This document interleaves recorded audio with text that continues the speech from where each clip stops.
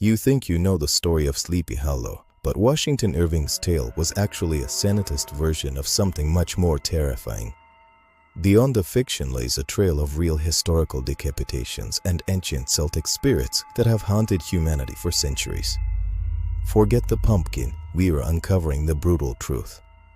Welcome to the Conjuring Files. Welcome to the reality behind the legends, the history behind the horror, and the human stories buried beneath the myth. I'm your guide, and today we are riding into the mist-shrouded woods of Tarrytown, New York, not to find a ghost, but to trace the bloodline of one of America's most enduring nightmares, the Headless Horseman. We are uncovering the truth. In Atasroa Asotsi, Washington Irving published The Legend of Sleepy Hollow. It was an instant sensation, a gothic comedy about schoolmaster Ichabod Crane, his rival Brum Bones, and the spectral rider who haunted the local bridge. But here's what most don't know: Irving didn't invent this ghost. He refined it. He took a raw, violent local legend and wrapped it in satire, romance, and autumnal charm. The result? A story so iconic it erased the darker truths beneath. Tarrytown was the perfect incubator for such a tale. Tarrytown, then a sleepy Dutch settlement along the Hudson River, was the perfect incubator. During the American Revolution, this region saw brutal skirmishes. Hessian mercenaries were stationed nearby. Locals whispered of night patrols gone missing, of bodies found headless in the woods. The land itself bore scars, cannonballs embedded in trees, mass graves hidden in ravines. Fear wasn't fantasy, it was memory. And yet, even the Hessian soldier wasn't the origin. Irving's horseman was just the latest face on an ancient archetype, one that stretches back thousands of years, across continents, through wars and plagues and pagan rites. The headless rider isn't American. He's human. Because when you lose your head, literally or metaphorically, you become a warning. A curse. A ghost that refuses to rest. Next, the bloody battlefield truth behind the Hessian mercenary, and how can on fire burst a ghost? Long before Ichabod Crane flew across that moonlit bridge, real men lost their heads in the forests of New York, and not by supernatural means. During the American Revolution, the British hired over Ustaati, newly German soldiers, mostly from Hesse Castle. They were professional troops, far from home, and deeply resented. Cannonballs didn't just kill, they obliterated.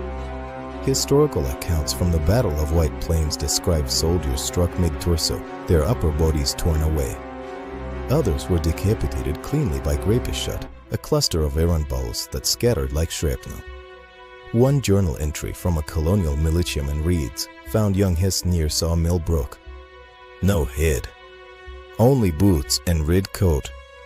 Battlefield identification was nearly impossible. Many were left to rot. To local farmers, these headless corpses weren't just tragic, they were unclean. In Christian tradition, a body without a head couldn't be properly buried. Its soul was trapped, restless, doomed to wander. And so, the legend grew. A Hessian soldier now rides at night, searching for his head or taking others in vengeance. Some say he's bound to the spot where he died. Others claim he appears before death strikes again. But the real horseman? He never carried a pumpkin. He carried the weight of war. Irving softened the horror for parlor reading, but the reality was trauma processing. Communities needed to explain the unexplainable, the sudden violence, the foreign dead in their fields. By turning a casualty into a ghost, they gave chaos meaning. They turned grief into warning. The real horseman represents the scars of history. But this image is global. In Brazil, the Bestafra, a headless, centaur-like beast, gallops through the night. In England, the Green Knight challenged King Arthur's court to a beheading game, surviving his own execution to prove a point about honor. These stories reflect a universal human anxiety, the fear of losing our reason, our identity, and the very thing that makes us human. We find the headless in every corner of the earth.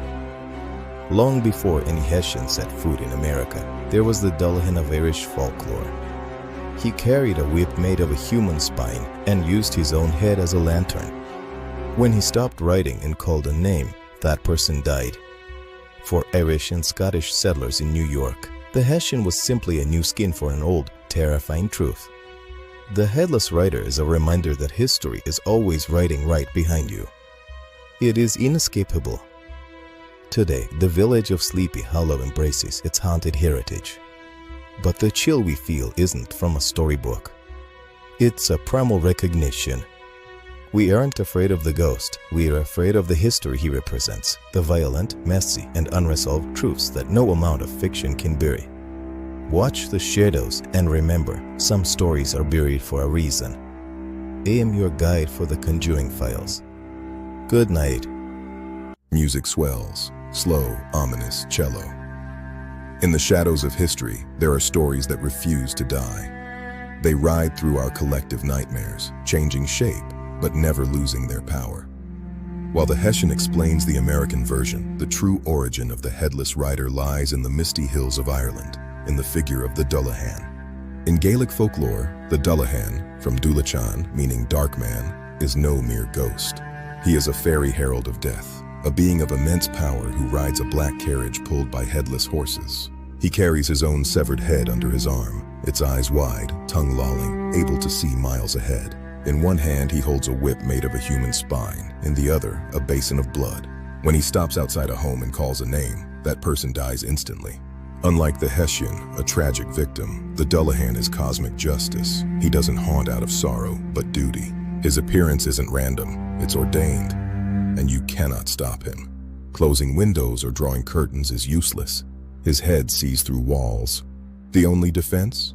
Gold. Legend says the Dullahan fears gold and will flee if shown a coin. This myth dates back to pre-Christian Ireland, possibly linked to the Celtic god Dawn, ruler of the dead. The Dullahan wasn't evil. He was inevitable, like winter or decay. His headlessness symbolized the separation of mind from body in death.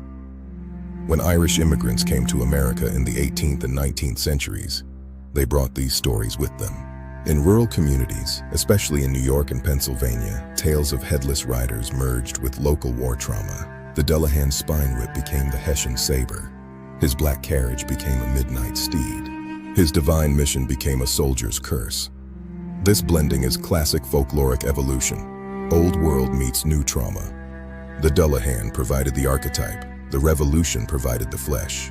Because sometimes when history bleeds, mythology drinks. But no version of this legend is more famous than the one born in Sleepy Hollow.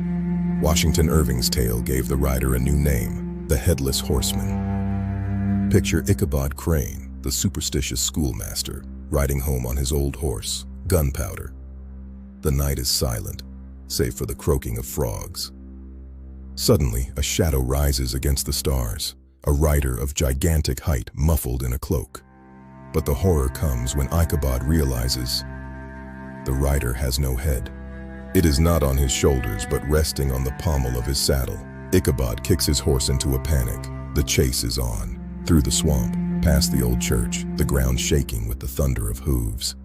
The Hessian is relentless, a force of nature chasing a man of reason.